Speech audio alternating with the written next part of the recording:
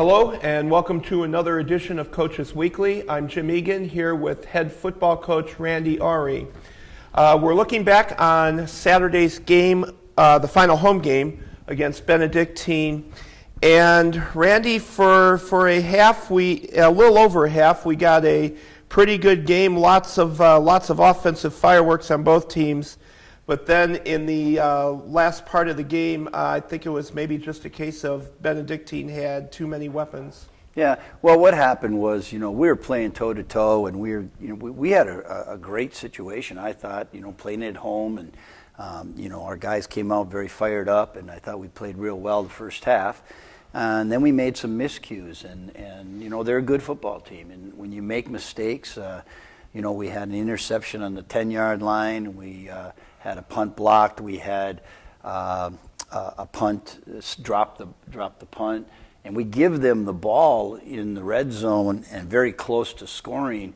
That's like giving them 21 points, and that's really the difference in the ball game. A few plays here or there, really the score doesn't indicate the effort. The effort was there. Our guys played very hard, and I thought it was a great game. It was probably a fun one to watch for fans. There were a lot of points scored. But we just made a couple of miscues, and those miscues hurt us. When you're playing a good team, you got to play sound and solid every play. Let's talk about the offense for a minute. It was definitely good to see Lance back out there this week. He had a good day with 3 rushing touchdowns and definitely excited the crowd with a couple of the hurdles that he was making over tacklers. And all in all, very nice dimension combined with Shane passing for, I believe it was almost 400 yards in that game. Is a nice kind of 1-2 punch there. Well, they've done a great job, and obviously they get the accolades. But our receivers are catching the ball. That was a cold day. That was probably the coldest day we've had since August, since last year. So when you go out there, we haven't practiced a lot in this kind of cold. We had to go out there and play in it. I give our guys a lot of credit. I thought Shane did a great job. He's a California guy, and he's come from California here in this kind of cold, and thought he did a great job. And what happens is, when you have your passing game going, it opens up your running game. When your running game's going, it opens up your passing game. And we had both that were really clicking well. And Shane did a nice job moving the pocket a few times, and our offensive line did a nice job, because you don't have a running back get over 100 yards if you're not doing a nice job up front blocking. So I thought our offense did a nice job throughout the whole day.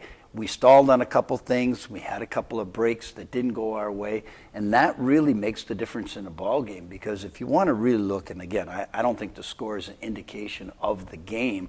We're pretty matched up teams. It just, we had some mistakes, and they were very costly for us. Another one of your offensive players that I thought really had a good day was Corey Dooley. Now, Corey missed the first couple games this year, but he's been in the lineup regularly since. And I believe that Saturday was his season high for catches. He made a couple really nice diving catches for some big yardage.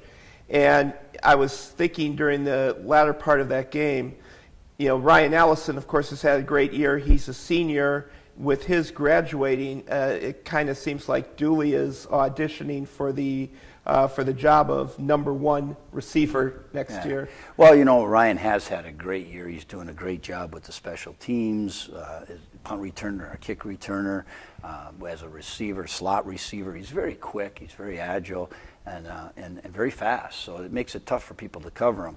What Corey did was DJ Perry had been our starter at that position, and DJ sprained his ankle 2 weeks ago and wasn't able to go, and Corey stepped up and took advantage of the opportunity to go play, and was nice to see, because it gives us some depth now at a position. All right. Now defensively, obviously it was a tough afternoon for them, but I thought some of them, as you said before, the effort was definitely there.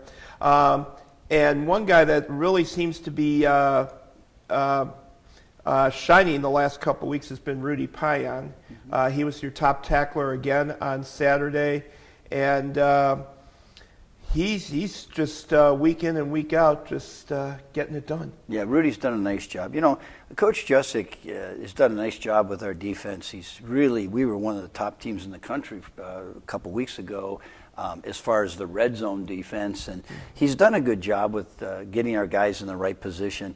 One of the things we have to remember too is that we're playing a lot of games, and a lot of guys are starting to get a little bung up, and obviously that's going to change a little bit of the depth charts, and we're playing some people to try to keep them rested, to keep them healthy, and that that does not make it for a solid situation all the time on defense. And so we had a few mistakes. But you got to give the other team credit. That running back was a very good running back. They got a good offensive line. They're going to make some plays.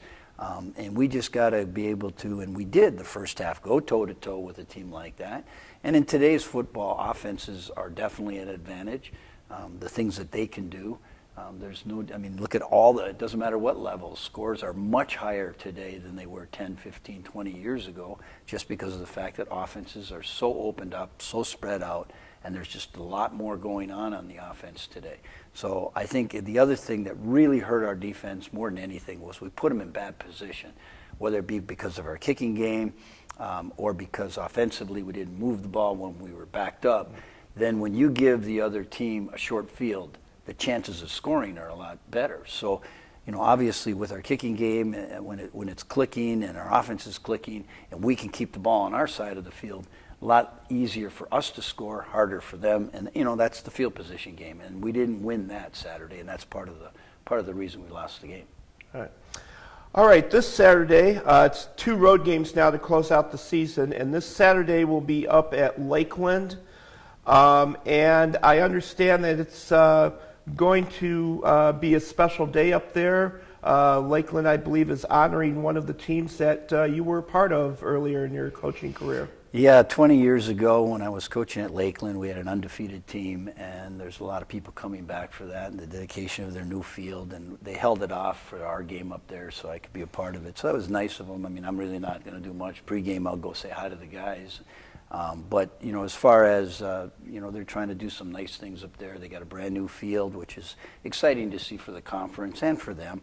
And it's going to be, it's going to be Lakeland football. They play good football, and we got to go up there, and always tough, but I'd much rather play on the artificial turf now than that old muddy field they used to have. So we're excited about going up there, and we're taking a chance. We're taking the opportunity to use this to go play the team that's the best in our league. And if we knock them off, that puts us right where we want it to be. But that's our challenge for this week. Any given Saturday. That's right. That's why you played a game. Cougars at Lakeland this Saturday at noon. Directions to Lakeland are on the website, along with links to the live stream. Go to cucougars.com. For head coach Randy Ari, I'm Jim Egan. Thank you for watching Coaches Weekly.